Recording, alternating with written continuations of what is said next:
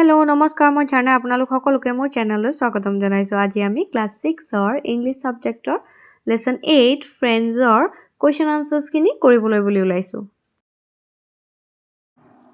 ইয়াত কি কৈছে চাওঁহাচোন let's learn what the following words mean in the poem ইয়াত কৈছে শব্দাৰ্থ দিছে ইয়াত কি বুজাইছে চাওঁহাচোন বুলি কৈছে দেই bend lean in a particular direction মানে bend মানে হৈছে বেকা হোৱা ইন এ পাৰ্টিকুলাৰ ডাইৰেকশ্যন কোনোবা এটা ডাইৰেকশ্যনত বেকা হৈ থকা বুলি কৈছে দেই ফ্লিকাৰ্ছ গ্লিমাৰ্ছ স্পাৰ্ক ফ্লিকাৰ্ছ মানে হৈছে জিকমিকাই থকা ষ্টিলিং সিক্ৰেটলি মুভিং ষ্টিলিং মানে হৈছে মনে মনে সিক্ৰেটকৈ মুভ কৰা মানে মনে মনে কৰবালৈ মুভ হোৱা দেই হুইস্পাৰ মাৰমাৰ টক সফটলি ইন দ্য এয়াৰ হুইস্পাৰ মানে হৈছে মনে মনে যে কাণত ফুসফুসাই কথা কয় হেয়া কয় হুইস্পাৰ scarcely barely hardly scarcely মানে হৈছে বহুত কম gentle calm and kind ইয়াত প্ৰথম প্ৰশ্নটো সুধিছে who are the poet's friend কবিজনৰ বন্ধু কোন হয় বুলি সুধিছে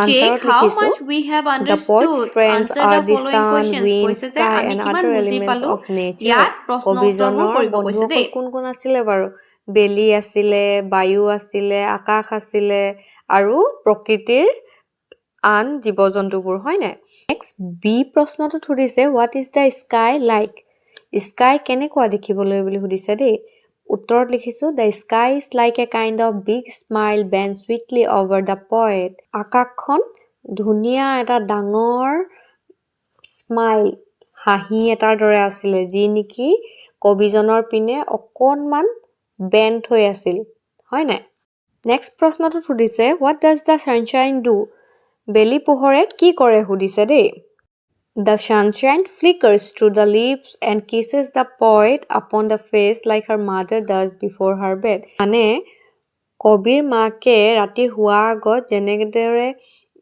কবিজনক চুমা খায় ঠিক তেনেদৰে সূৰ্যৰ পোহৰে পাতৰ ফাকেৰে আহি কবিজনৰ মুখতো হে একে ধৰণে চুমা খায়হি বুলি কৈছেহি নেক্সট সুধিছে what does the wind whisper বতাহে কি ফুসফুসাইছেহি বুলি সুধিছে উত্তৰত লিখিছো the wind whisper pretty things বতাহে ভাল ভাল কথা কেইটামান মিঠা মিঠা কথা কেইটামান কাণত ফুসফুসাই থৈ গৈছে নেক্সট ই প্ৰশ্নটো সুধিছে whose careful wings does the poet feel কবিয়ে সুধিছে যে মুলায়ম দেউকাখন কাৰ আছিল বুলি সুধিছে উত্তৰত লিখিছো the poet feels the careful wings of the wind কবিয়ে অনুভৱ কৰা সেই মুলায়ম দেউকাখন বতাহৰ আছিল নেক্সট সুধিছে why should a child never feel a fear as your friends এজন ফ্ৰেণ্ড হিচাপে এটা শিশুক কিয় ভয় কৰিব নালাগে বুলি সুধিছে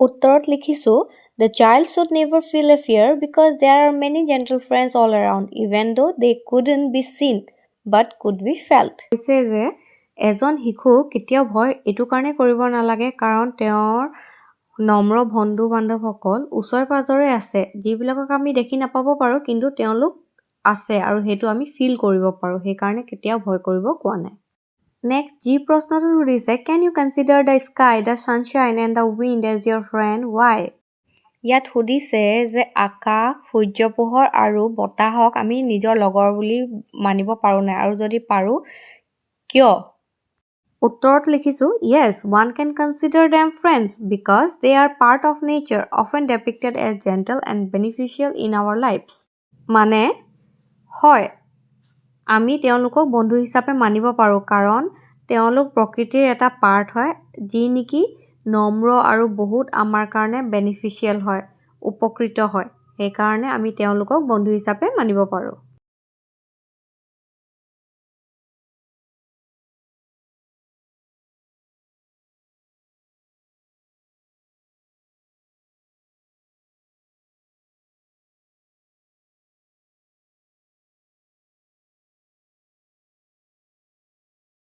Question number 2 কি কৈছে চাওঁহাচোন write the rhyming words from the poem for the ones given below কৈছে যে ইয়াত কেইটামান শব্দ দিছে আৰু কবিতাটোৰ পৰা rhyming words বিচাৰি উলিয়াব কৈছে ৰে while smile tree me lace face head bed grass pass things, wings, near, fear, see, be. বুজি পালানে? কবিতাটোত আমাক ৰাইমিং ৱৰ্ডছ বিচাৰিব কৈছিলে আৰু আমি ৰাইমিং ৱৰ্ডছ বিচাৰি এইকেইটা আমি পালোঁ। Question number 3 কৈছে read the following explanation of the 4 stanzas of the poem given below. Identify and write the stanza number next to each explanation. কৈছে যে ইয়াত গোটেই কিটা stanzar explanation দিয়া আছে আৰু এই explanation কিটা কোন কিটাৰ stanzar হয় poemটোৰ হে বিষয় আমাক লিখিব কৈছে। প্ৰথমটোত কি লিখিছে চাওঁ আহাচোন। The wind comes secretly and whispers pretty things. The poet cannot see the wind but feels the careful touch. কৈছে যেতিয়া বতাহ বলে তেতিয়া কি হৈছে তেওঁলোক আহে মনে মনে আৰু কাণত ফুসফুসাই মিঠা কথা কেইটামান কৈ লাহেকৈ গুচি যায় আৰু তাক আমি কেতিয়াও দেখি নাপাওঁ কিন্তু আমি ফিল কৰিব পাৰো বুলি কৈছে। এটো কোনটো প্যাৰাগ্ৰাফ বা কোনটো স্টেঞ্জাত আছে বুলি কৈছে। অবভিয়াসলি আমি জানো এয়া 3 নম্বৰ স্টেঞ্জাত, সেইকাৰণে আমি কি লিখিব লাগিব 3। The poet says that there are many gentle friends around us. One can hardly see them. The poet asks the child not to be afraid because wherever the child might be, his gentle friend will be around. ইয়াত কি কৈছে কবিজনে কৈছে যে আমাৰ নম্ৰ বন্ধুসকল আমাৰ ওচৰ পাজৰে থাকে আৰু আমি তেওঁলোকক বহুত কম দেখিয়ে নাপাওঁ, আমি ফিল কৰিব পাৰোঁ বুলি কৈছে দেই। সেইকাৰণে এজন শিশুৱে যাতে কেতিয়াও ভয় কৰিব নালাগে কাৰণ আমাৰ এই নম্ৰ বন্ধু বান্ধৱীসকল ওচৰে পাজৰে আমাৰ থাকে, সেইকাৰণে আমাক কেতিয়াও ভয় কৰিব নালাগে বুলি কৈছে। বুজিলা? আৰু এই ষ্টেঞ্জাটো কোনখিনি ঠাইত আছে কবিতাটোৰ 4 নম্বৰ ষ্টেঞ্জাটোত, 4 নম্বৰ পেৰাগ্ৰাফটোত, হয় না? সেইকাৰণে আমি ইয়াত কি লিখিম 4 নম্বৰ বুলি।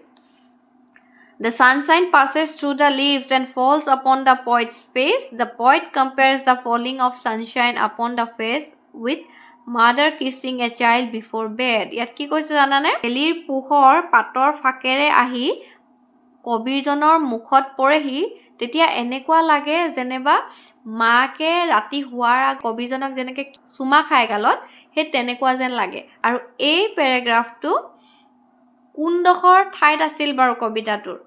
2 নম্বৰ পেৰাগ্ৰাফটোত, হয় নাই? 2 নম্বৰ ষ্টেঞ্জাটোত, সেইকাৰণে আমি ইয়াত কি লিখিম 2 নম্বৰ বুলি। তাৰপিছত নেক্সট কি আছে চাওঁ হা। The poet lies under a tree and looks at the sky through it. The sky is like a kind of big smile bent sweetly over the poet.